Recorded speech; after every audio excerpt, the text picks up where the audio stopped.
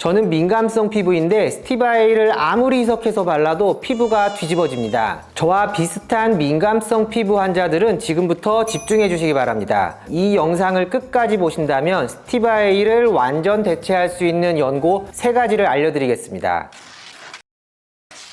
안녕하세요. 당신의 피부를 망친 범인을 찾아주는 피부 명탐정 피부과 전문의 이상근입니다.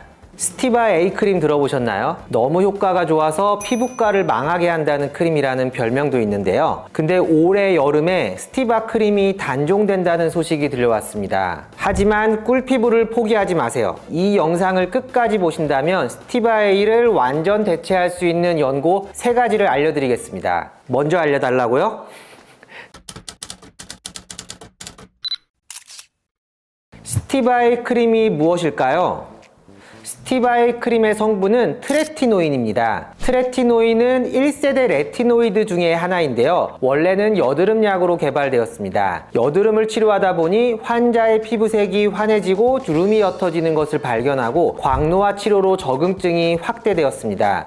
스티바의 크림이 왜 피부에 효과가 좋은지 작용 기전을 알아보겠습니다. 첫 번째, 주름 개선 효과가 있습니다. 트레티노인은 콜라겐 섬유와 탄력 섬유를 재생시켜서 이미 생겨있는 주름살을 치료하는 동시에 앞으로 생길 주름살을 예방하는 효과도 있습니다. 두 번째, 미백 효과입니다. 트레티노인은 피부에서 색소 침착을 담당하는 멜라닌 색소의 합성을 막아줍니다. 피부에 꾸준하게 트레티노인을 바르면 자외선에 의한 피부 착색을 막아주고 기미, 색소 침착과 같은 색소 질환도 예방하고 치료할 수 있습니다. 셋째로 피부의 턴오버를 촉진합니다. 트레티노인은 표피의 각질세포의 분할을 촉진합니다. 쉽게 말하면 오래된 각질세포를 탈락시키고 새롭게 만든 각질세포를 피부 표면으로 올려줘서 피부톤을 균일하게 만들어줍니다. 넷째로 피지 감소 효과가 있습니다. 트레티노인은 피지의 생성을 감소시키고 그 결과 면포의 형성을 막아줍니다.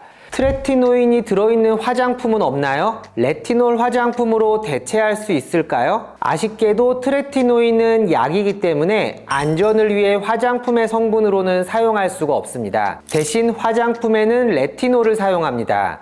레티놀은 세포에 흡수되면 바로 레티노익산으로 변화하여 세포의 기능을 조절하는데요. 레티놀을 피부에 바르면 피부 세포에 흡수된 후 레티노익산이 만들어지기 때문에 레티노익산을 바르는 것과 똑같은 효과를 볼 수 있습니다. 하지만 레티놀과 레티노익산의 생물학적 효과의 차이는 레티놀이 1이라면 레티노익산은 10 정도 됩니다. 그럼에도 불구하고 레티놀도 고농도로 바르면 피부에 자극을 주기 때문에 화장품에 들어있는 레티놀은 피부 자극을 유발하지 않을 낮은 농도로 들어있습니다. 스티바 A 크림의 완전히 같은 대체품은 20 크림이 있습니다. 스티바 A는 약국에 재고가 남아있다면 아직도 구할 수는 있습니다. 하지만 재고가 점차 소진되면서 구하기 어려워진 것이 사실인데요. 스티바 A 크림은 트레티노인의 함유량에 따라 4가지 제품이 있지만 대체품은 아쉽게도 0.025%만 있습니다. 다행인 것은 가장 인기가 많은 제품이 0.025%였기 때문에 0.025%를 사용하시던 분들은 그대로 사용하시면 됩니다.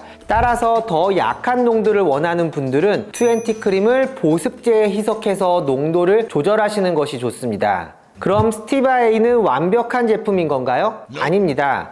스티바 A는 처음 바르는 분에서 부작용이 잘 생기는데요. 첫 번째, 피부 자극이 있습니다. 레티노이드 피부염이라고도 부르는데 처음에는 피부 발적, 건조함, 가려움증, 자결감을 유발할 수 있습니다. 이를 예방하려면 소량을 보습제에 섞어서 도포하면 연고의 농도가 낮아져서 부작용의 가능성이 낮아집니다. 피부 자극 증상이 없다면 점차 연고의 농도를 높여가면 됩니다. 언제까지냐면 피부에 약한 홍반이 생길 정도가 적당합니다. 그리고 피부가 얇은 부위인 눈가나 입가, 코 주변 같은 부위는 더 소량만 바르는 것이 좋습니다. 마지막으로 다른 산성의 성분을 가진 아하나 바하, 비타민C와 같은 화장품과 스티바 A를 같이 사용하면 피부 자극이 커지기 때문에 주의해야 합니다. 둘째로 피부 각질입니다. 치료 초반에는 피부 바깥층이 벗겨질 수 있습니다. 이는 세포의 턴오버가 증가한 결과입니다.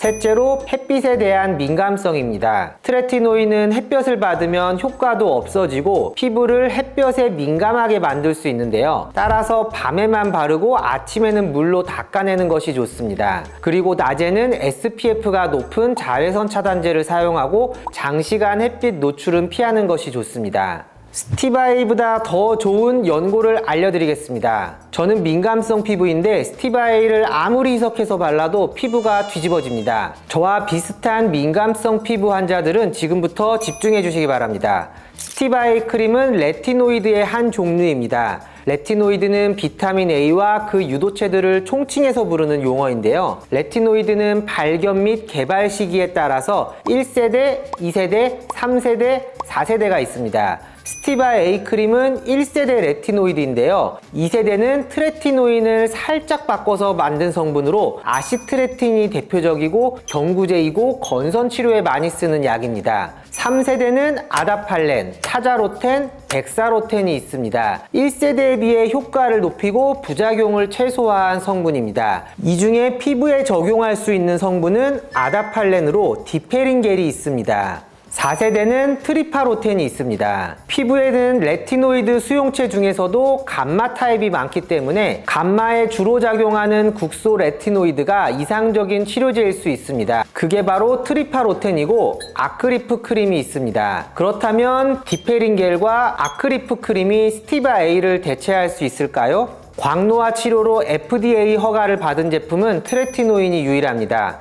하지만 디페린겔과 아크리프 크림의 광노화 치료에 관한 논문도 다수 있어서 허가 사용 외 사용으로 디페린겔과 아크리프 크림을 사용할 수 있습니다. 특히 스티바 A 크림은 광과민성이라는 치명적인 부작용이 있으나 디페린겔과 아크리프 크림은 광과민성이 없기 때문에 장점이 있습니다. 피부과에서 레이저를 받는 분이라면 더욱더 중요한 내용입니다.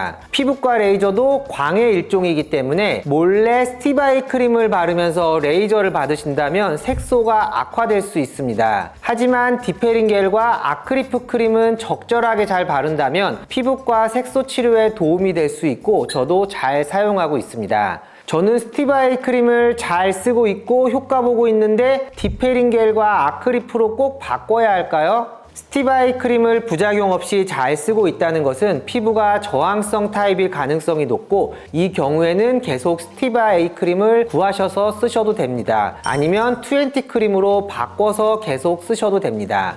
하지만 민감성 피부 질환으로 알려진 아토피 피부염, 성인형 여드름, 기미 환자라면 아크리프도 스티바 A 크림만큼 자극이 있기 때문에 민감성 환자분들은 스티바 A 크림, 아크리프 크림 모두 피하시고 디페린겔을 쓰시는 것이 좋겠습니다. 정리하면 저항성 피부 타입이거나 스티바 A 크림을 부작용 없이 잘 쓰고 있었는데 단종되어 너무 안타깝다면 20 크림을 바르시면 됩니다. 피부과에 다니면서 레이저를 받고 계신 분이나 내 피부는 너무 민감한데 이제서야 스티바 A 크림을 알게 되었다. 근데 너무 발라보고 싶다면 디페린겔이나 아크리프 크림을 바르시면 됩니다. 세 가지 제품을 모두 처음 사용하시는 분이라면 완두콩 크기 정도의 양을 얼굴 전체에 바를 수 있는 양의 보습제와 섞어서 얼굴 전체에 바르시면 됩니다. 오늘은 피부과를 망하게 한다는 전설의 크림 스티바 A 크림의 대체 연고에 대해 알려드렸습니다. 대체 연고가 뭐라고 했죠? 20 크림, 디페린겔, 아크리프 크림. 지금까지 피부 명탐정 이상근이었습니다. 범인을 찾아야 하는 피부 문제가 있다면 여기 댓글로 남겨주세요. 감사합니다.